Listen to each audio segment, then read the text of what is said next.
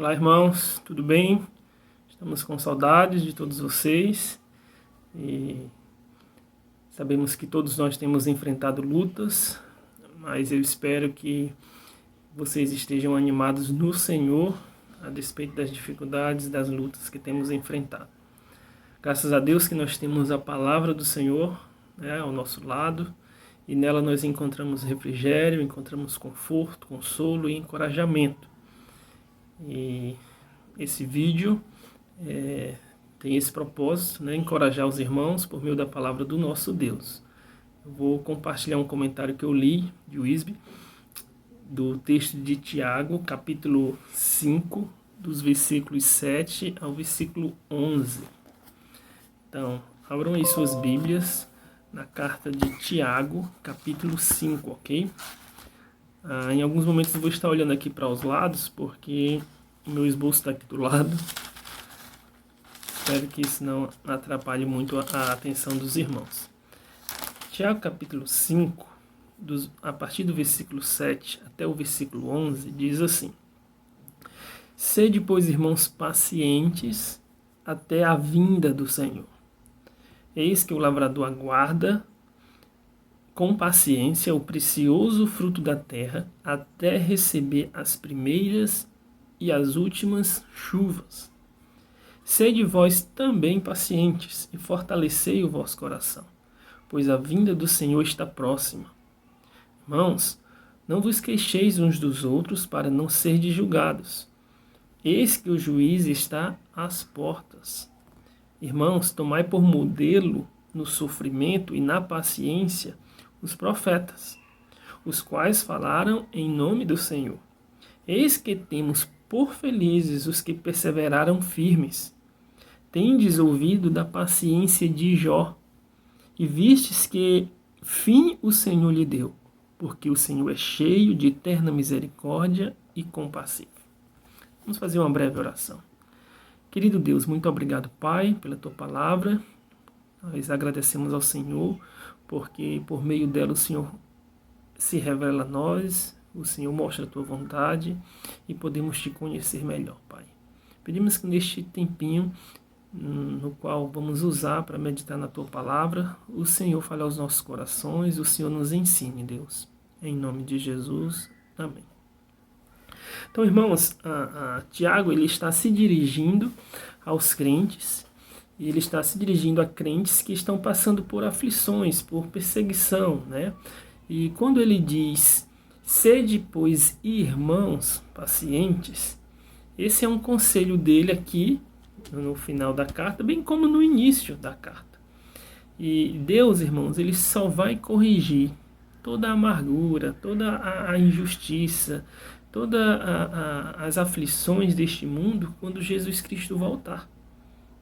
E nós, crentes, devemos suportar com paciência e esperar até a vinda do Senhor.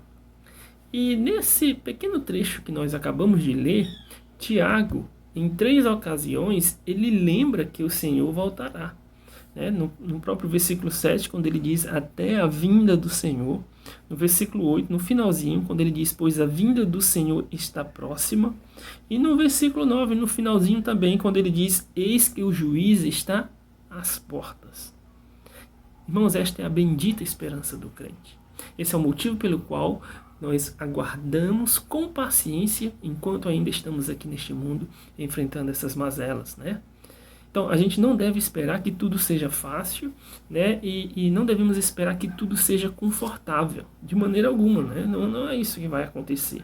Jesus mesmo disse, no mundo passais por aflições, mas eu venci o mundo. Então, Paulo fala aos crentes também. Ele diz, através de muitas tribulações, nos importa entrar no reino de Deus. Então, é preciso suportar com paciência as dificuldades e as aflições até a volta de Cristo. Acredito que a palavra-chave aqui nesse texto é paciência, E o motivo pelo qual é a volta de Cristo, o motivo pelo qual aguardamos com paciência é a volta do nosso Senhor. Agora a pergunta é, como perseverar com paciência, enquanto se espera a volta de Cristo? Como? Tiago, ele apresenta aqui 3 exemplos animadores, né, de perseverança. 3 exemplos animadores de paciência. Veja no versículo 7, né, quando ele diz: sede, pois, irmãos, pacientes até a vinda do Senhor, eis que o lavrador aguarda com paciência o precioso fruto. O primeiro exemplo aqui que nós encontramos, ou que Tiago apresenta, é o lavrador, o agricultor, né? É interessante porque o homem impaciente, ele não serve para ser agricultor, né? Porque nenhuma planta cresce da noite para o dia. Nenhum agricultor pode plantar hoje esperando que vai colher amanhã. Não é assim que acontece. Por isso ele precisa de paciência. Por exemplo, nenhum agricultor pode controlar as condições do tempo. O excesso de chuva, né, pode fazer a plantação apodrecer. O excesso de sol pode queimar a plantação. Nos lugares onde há geadas, né, uma geada pode matar a plantação. E em se tratando então das condições do tempo, o agricultor precisa de muita paciência, ele precisa saber esperar. Inclusive, no finalzinho do versículo 7, diz: até receber as primeiras e as últimas chuvas. Ele também precisa ser paciente com a semente e a colheita, né? Sabemos que as plantas demoram a crescer. E dizem alguns comentaristas, né, que os agricultores da nação de Israel, eles aravam e semeavam nos meses de outono, e somente no começo da primavera, ou seja, somente 4 meses depois, as plantas começavam a amadurecer, as plantas começavam a crescer e ficavam prontas para a colheita. Então era necessário esperar, né? O agricultor precisava esperar várias semanas para as sementes produzirem frutos. Agora, por que o lavrador espera tanto, mas ele espera de bom grado? Ao versículo 7. Eis que o lavrador aguarda com paciência o precioso fruto da terra. Porque o fruto da terra é precioso, né? A colheita faz valer a pena esperar. Então, é necessário esperar, irmãos, não desanimar, né? Não desistir. Gálatas capítulo 6, o versículo 9, diz assim: porque a seu tempo ceifaremos, se não desfalecermos.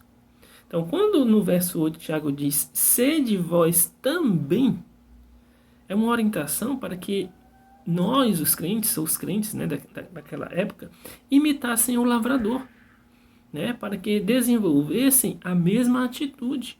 Então, tenham o lavrador como um exemplo, como um modelo de paciência e de perseverança, e vocês também sejam assim, vocês também sejam igual a ele, né?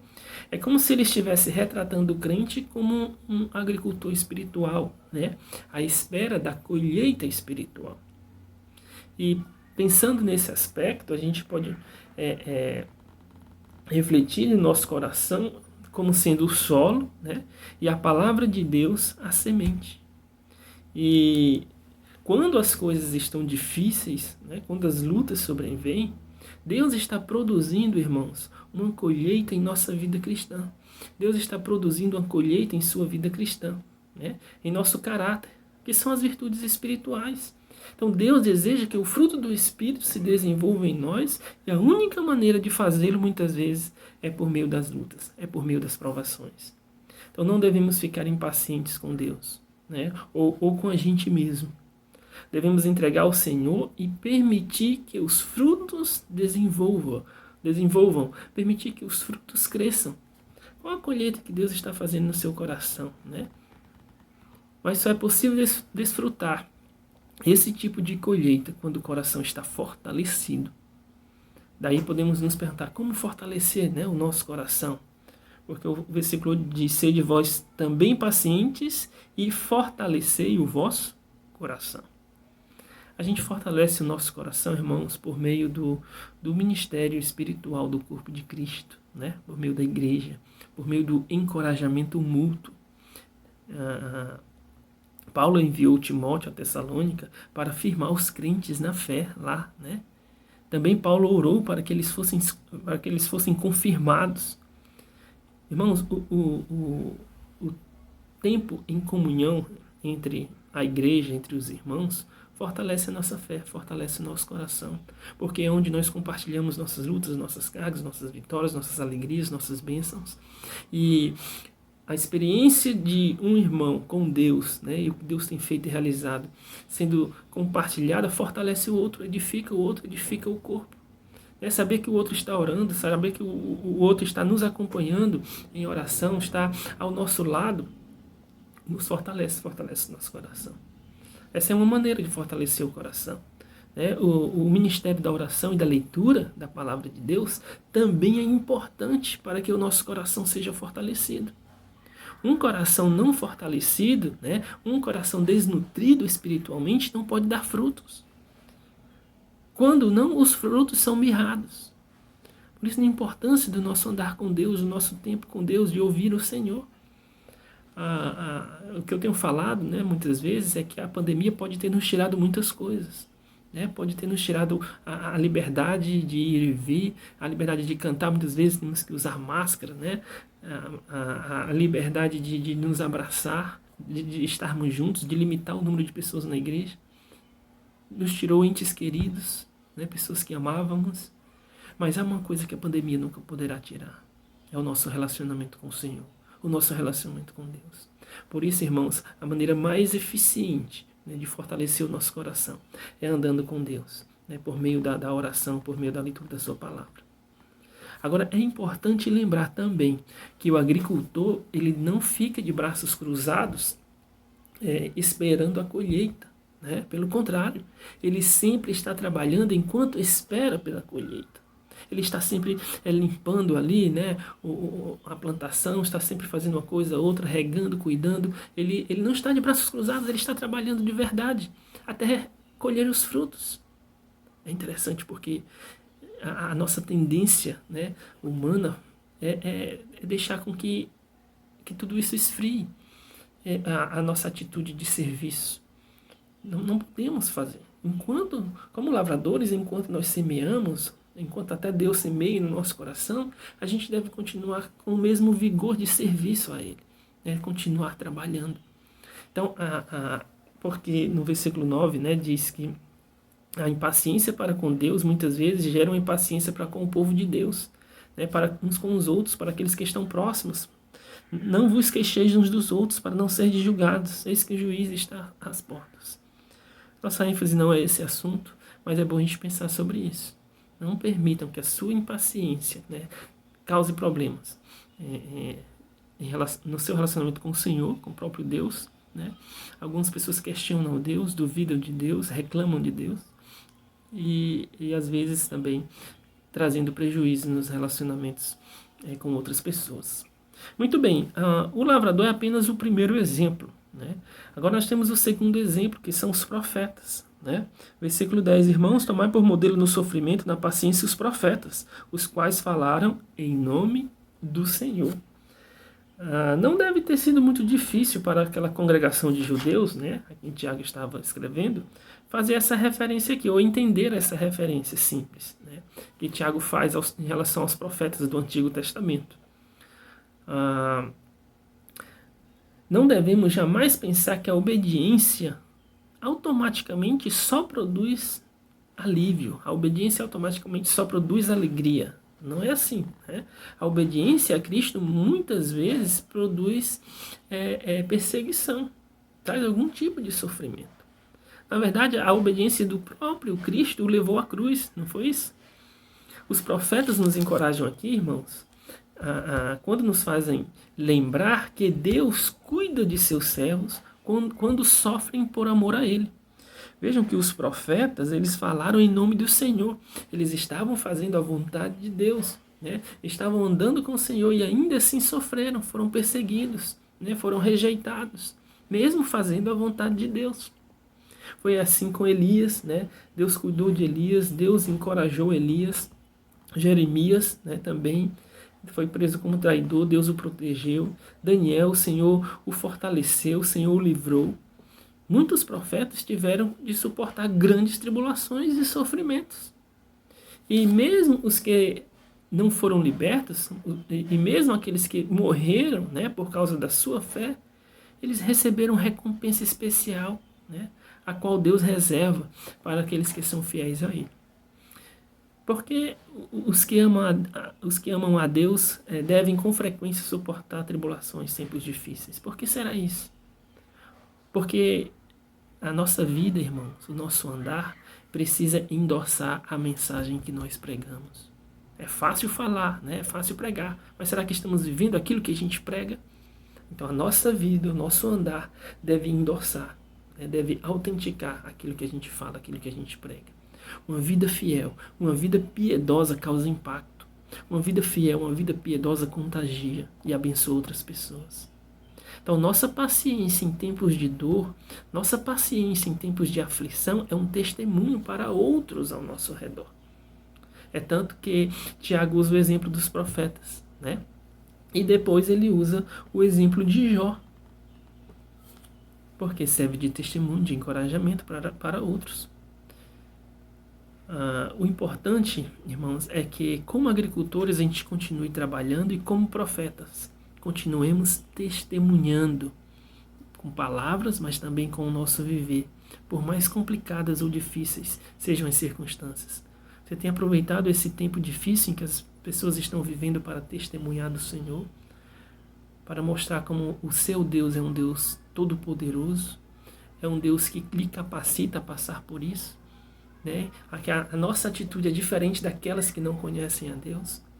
Atitude de muitas vezes de desespero, de desesperança, mas a nossa é de confiança, descanso e esperança no nosso Salvador. Devemos demonstrar isso por meio do nosso andar. E por fim, irmãos, por causa do nosso tempo, né, para o vídeo não ficar tão extenso, o último modelo, o primeiro é o agricultor, o primeiro exemplo, o segundo são os profetas e o terceiro é o próprio Jó, né? No versículo 11 também, tendes ouvido da paciência de Jó e vistes que fim o Senhor lhe deu. Não é possível perseverar até passar pelas lutas, né? Até passar por provações. Não tem como perseverar sem surgir lutas. Não há vitória sem batalha, as pessoas dizem, né? Então é difícil encontrar um exemplo maior, né, de sofrimento do que o de Jó. Né? Sabemos tudo o que aconteceu com Jó. Né? Um homem sofreu mesmo. E Jó nos ensina que Deus ele tem propósitos maiores com o sofrimento do que simplesmente nos castigar ou castigar o pecado. Os propósitos de Deus são mais elevados, né? E qual o fim? No caso de Jó, na vida de Jó, o Senhor revelou-se a ele cheio de terna misericórdia e compaixão. Jó conheceu a Deus de uma maneira tão profunda, né, tão significante, que se ele não tivesse passado por todas aquelas aflições e lutas, ele não teria conhecido dessa forma o Senhor. Por isso o versículo 11 conclui assim, né? Porque o Senhor é cheio de terna misericórdia e compassivo. Jó encontrou-se com Deus, irmãos, de uma maneira nova. Jó encontrou-se com Deus de uma maneira profunda. E existem algumas virtudes que nós só desenvolvemos quando passamos por lutas, por dificuldades. Por exemplo, a perseverança é uma. Como você desenvolve perseverança? Se não for por algo que lhe force a esperar, a perseverar. Como você desenvolve coragem se não for uma situação de medo, né, que você tem que enfrentar? Como você desenvolve a capacidade de perdoar se alguém não tiver lhe ferido, lhe magoado? Então, observem que algumas virtudes espirituais, elas só serão desenvolvidas quando enfrentamos lutas, quando enfrentamos batalhas e dificuldades. Irmão, Satanás deseja que fiquemos desanimados, que sejamos impacientes. Impacientes para com Deus, né? Impacientes para com os outros. Porque um crente impaciente, ele é uma arma poderosa nas mãos dele. A impaciência de Moisés, por exemplo, o impediu de entrar na terra prometida, né? A impaciência de Abraão o levou até Ismael. A impaciência de Pedro quase fez dele um assassino. Então a gente precisa confiar na palavra do Senhor, né? Ter esperança na volta do nosso Deus, sabendo que nossa eternidade ao lado de Cristo está garantida, está reservada. E essa esperança futura nos ajuda a viver neste mundo pacientes enquanto enfrentamos as lutas. Irmãos, que Deus nos abençoe, que Deus traga encorajamento, né, através dessa palavra ao seu coração. Até a próxima.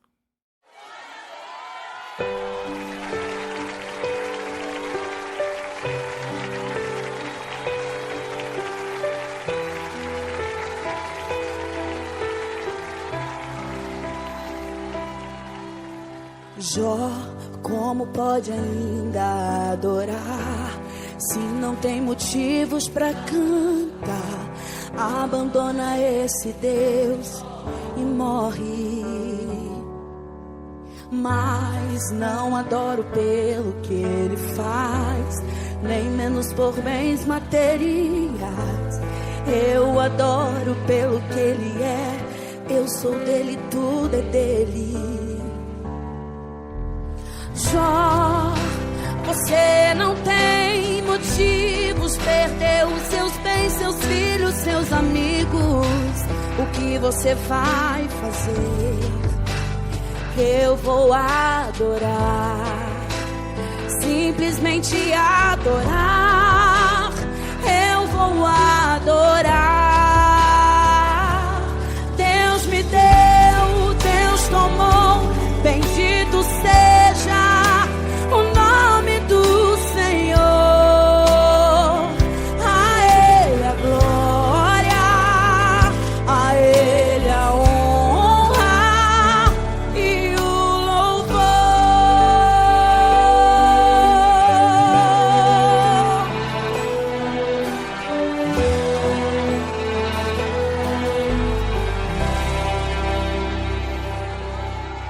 Jó, como pode ainda adorar se não tem motivos pra cantar? Abandona esse Deus e morre. Mas não adoro pelo que ele faz, nem menos por bens materiais. Eu adoro pelo que ele é, eu sou dele, tudo é dele. Jó, você não tem motivos, perdeu os seus bens, seus filhos, seus amigos. O que você vai fazer? Eu vou adorar, simplesmente adorar.